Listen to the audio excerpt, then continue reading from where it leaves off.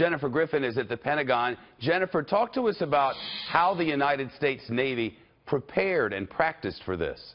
Well, Shepard, we've just learned from a Pentagon spokesman, Captain Jeff Davis, described to us how, in fact, the sailors on board the USS Porter and USS Ross prepared for 2 days prior to the launch of those Tomahawk missiles.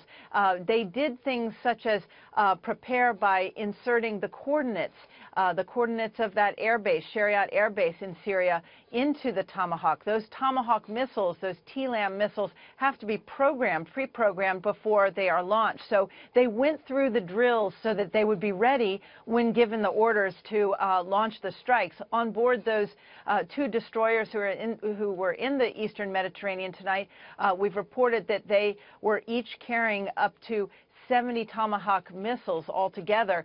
They ended up firing 59 Tomahawk missiles at a very small area inside Syria at that Syrian air base just outside Homs. It's about 120 miles from where the sarin nerve gas attack occurred 72 hours ago. The reason that that air base was chosen as the target, we're told, and John Roberts has been reporting from down at Mar-a-Lago, the reason it was chosen is that there is intelligence suggesting that is where the Syrian plane was loaded with the chemical agents, the sarin gas, inside the bomb that was dropped on Tuesday on those innocent women and children as they slept. And so this airbase was chosen for the very reason that in the past chemical weapons have been stored there. Prior to 2013, there were large weapon stores there. We've also learned from the Pentagon that they took great lengths not to actually hit the remaining chemical agents that are stored at the base. And we also have tonight, we've learned from the Pentagon, Shepard, that they have released in real time, they could see the flight path of that Syrian plane as it made its way to the village Khan Sheikhoun, where the sarin gas was dropped on Tuesday, and they have released the flight path of that Syrian plane. And as Brett Baer and John Roberts have reported tonight, we now know that Western intelligence and U.S. intelligence knew that the Russians knew in real time that the Syrians were actually loading those chemical weapons onto that plane. So that, I think, was a real turning point for both the Pentagon as well as the president and his national security staff when they received that intelligence that the Russians, in fact, were aware that the Assad regime was going to drop these chemical weapons. So this particular base was chosen for a very specific reason. And think about it, Shep, these are 59 1,000-pound bombs, if you will. They're missiles, Tomahawk missiles, that landed in this small space within this airfield and striking these hangars and airplanes at this airbase. Each one of those Tomahawks cost about $1 million, so that's $59 million in munitions that were expended tonight to drop the weaponry on this airbase and to send this signal to the Assad regime that using chemical weapons would not be tolerated. And those Tomahawks, they fly at about 500 miles per hour.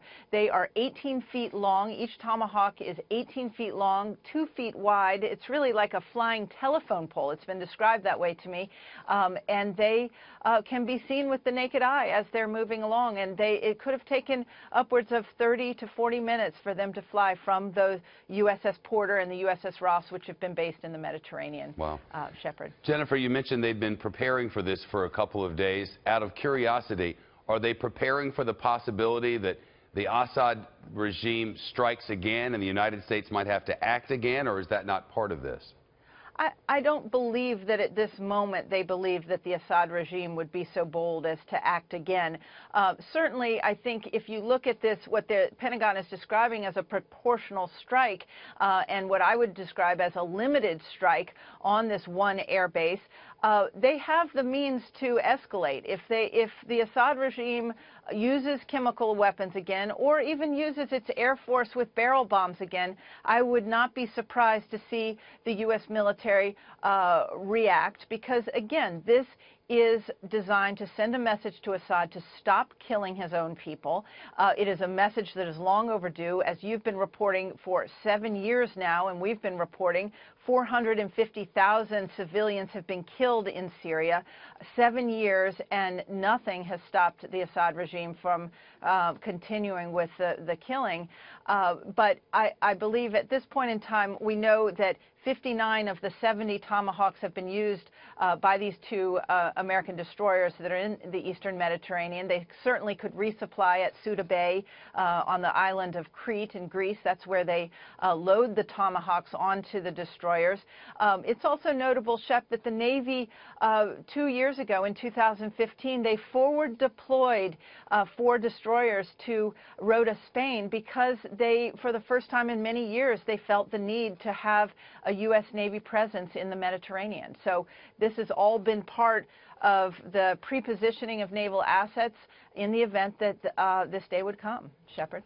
Jennifer Griffin, with all the information from the Pentagon tonight. Jennifer, appreciate it very much.